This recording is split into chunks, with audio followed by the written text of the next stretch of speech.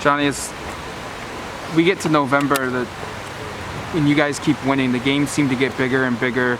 The importance of each game gets bigger and bigger. You've been through 2019 where you've kind of gone through this before. How has this team been able to handle not looking ahead to next week's game or the Oregon State game or what's at stake and focusing on just this 1-0 process that you guys talk about so much?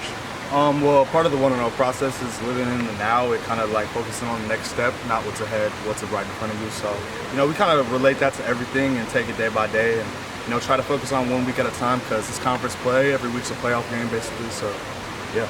Do you find yourself having to snap some of the freshmen kind of back into that? Because I'd imagine when you're in your first year, you're on the in the playoff conversation like this. I'd imagine as a freshman, it's maybe a little bit easy to get sucked into some of that. How do you kind of keep some of these guys out of it if that conversation comes up? I kind of just tell them to don't think about that stuff. Kind of live in the now and stay where we're at right now. Be where your feet are, and trying to encourage them to just live in the now. Yeah. How's AB been with that? Because he's obviously the veteran leader, but he went to a school that wasn't exactly qualifying for college football playoffs. Has that mattered, or has it just kind of been the same old?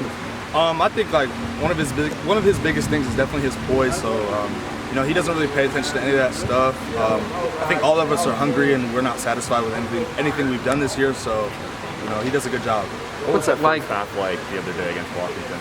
Oh, I was standing there because I was out for targeting, but it was pretty cold. It was pretty wet, but I think we hit some adversity in the beginning. We picked it up though. We kept fighting and got the job done. Right. I just mean for you personally, sitting out in the first half, what kind of role did you play and what was that like mentally? Oh, okay. Kind of just encouraging dudes, being basically another coach out there, kind of telling dudes what I see and what can help them while they're out there. Yeah.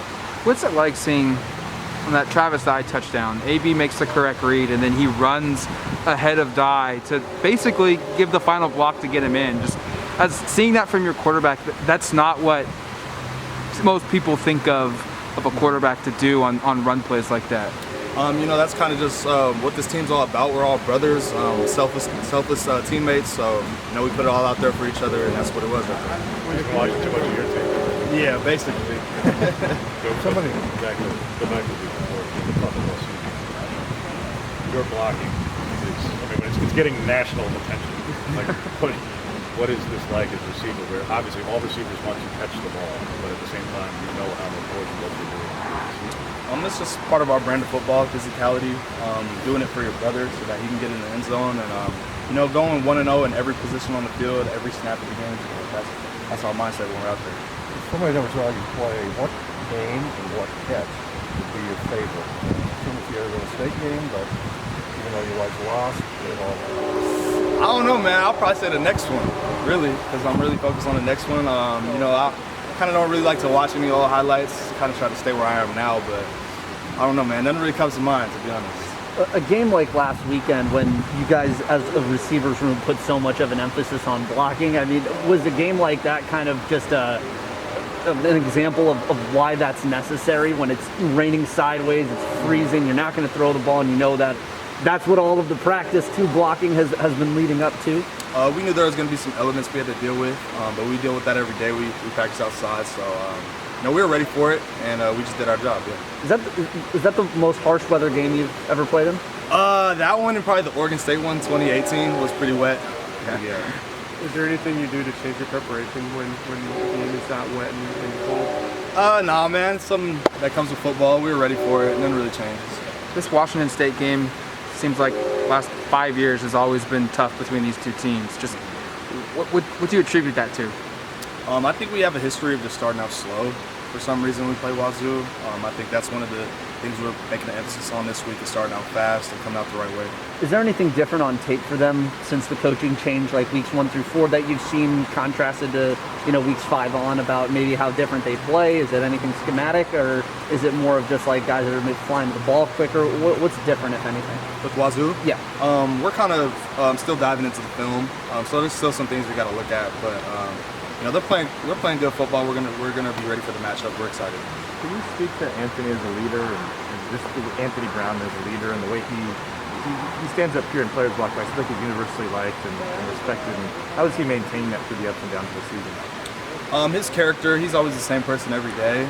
He likes to bring guys with him too. I think a big thing is he helps us stay away from the noise and keep us locked in.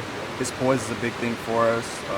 It's his character overall. He's a great guy, great teammate. How does he keep everybody away from the noise? Is there an example of what that looks like? Just keeping us poised, you know, remind the dudes what the goal is, and that's this snap, this play, whatever we're doing at that time. And yeah, he does a good job. What have you seen out of Devin so far? I mean, just over these last couple of weeks, and what do you attribute to his big improvement ever since the UCLA game, it seems? He's an explosive player. I've known that from the jump. I think he's starting to show it now. I think he's dove into his preparation a little bit harder these past few weeks, and I think it's shown on the field on Saturday. Does that come in the way of how he practices, you know, between snaps, or is that prep work that he's doing in the room for film? I think it's both. I think he's putting a lot more into preparation, and I think as far as the field-wise, he's practicing a lot harder, doing all the right things, so it's showing on Saturday. This is a really random question, but you've done the modeling for the uniforms this season. How does that go about, and what that process is like? I don't know. We just go out there, take pictures, man. It's pretty cool. It's pretty fun. It's regular. It's nothing too special. Is it done before the year starts, or is it a week-by-week thing? It's a week-by-week thing. Are you volunteering for that, or are you? I do when they ask me. Well, whenever they ask me, I'm ready to do it, man. It's no big deal to me. So you get the inside scoop a little bit before everybody else of what you guys are wearing? Is that kind of like locker room gold? Yeah, y'all gonna see Thursday, Friday, whenever they post it, whatever. It's nice though. It's gonna be hard. Do you know before the rest of the team does, though? Oh, well, me and Verone kind of plan out the uniforms throughout the whole year, so that's kind of what we do. So, okay. Yeah. Do you guys have like a two-man committee that meets each week? Yeah, us, the EQ dudes, you know, we kind of chop it up and plan out what we're wearing the whole year. Are there ever disagreements between the two of you? Yes, there is. If we're talking fashion, what was the value of those big jackets on the sideline? I saw you guys wearing. Most people were sharing those. Yeah, those were like gold, man. We needed those, but you know, it was wet and cold. Yeah. One way or another, and you obviously want to go to playoff and championship, obviously. But when your career is coming to a close here in one way, shape, or form in a couple of months, does finality start to hit with legacy? Start with these words, these things start to hit you?